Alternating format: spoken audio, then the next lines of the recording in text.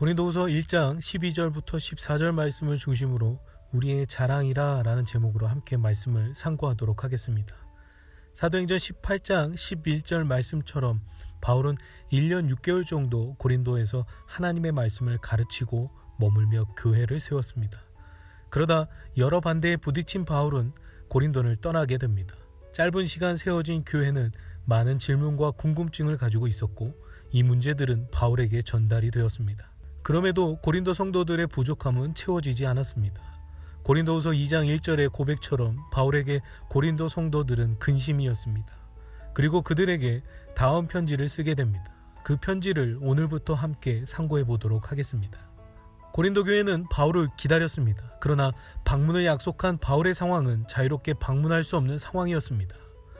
바울은 에게 지역에서 떠나기 전에 와서 그들을 만나겠다는 계획을 변경한 상태였습니다. 그러다 보니 자연스럽게 기다림에 반대하는 마음이 생겼고 바울의 사도성을 의심하기 시작했습니다. 계획성 없이 육체의 지혜대로 살아가는 것처럼 보였습니다.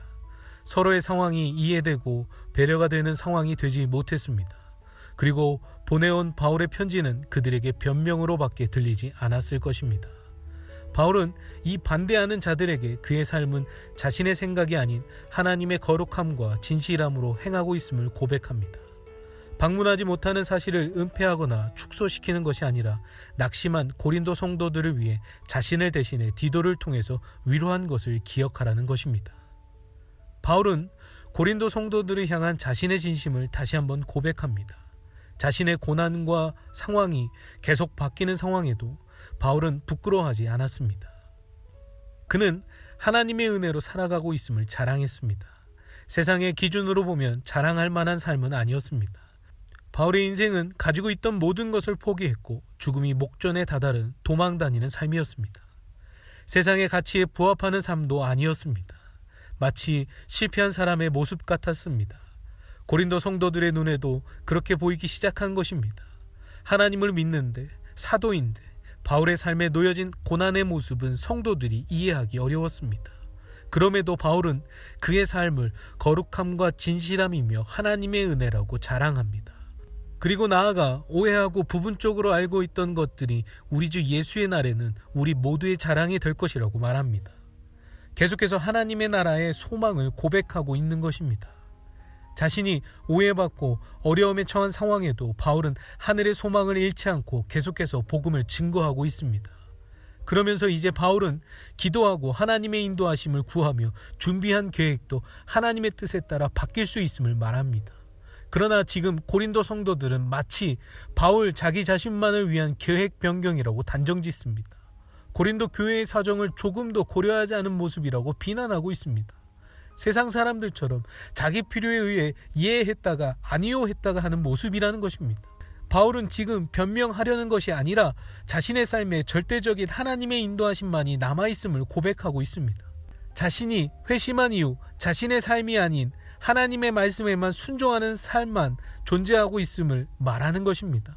세상의 인정을 위한 삶이 아닌 하나님의 말씀만 남는 삶을 위한 순종이었습니다.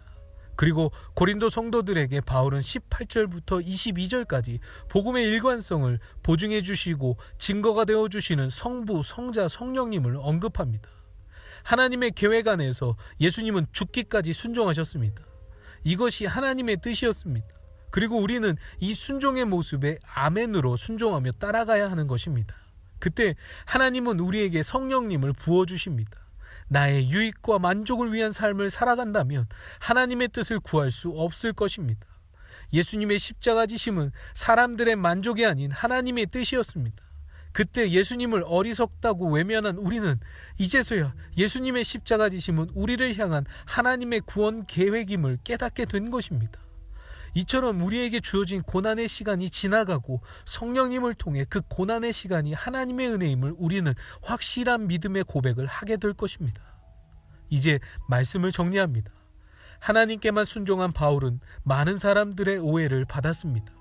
하나님을 믿는 사람이 사도가 어떻게 그렇게 살 수 있느냐 하는 것입니다.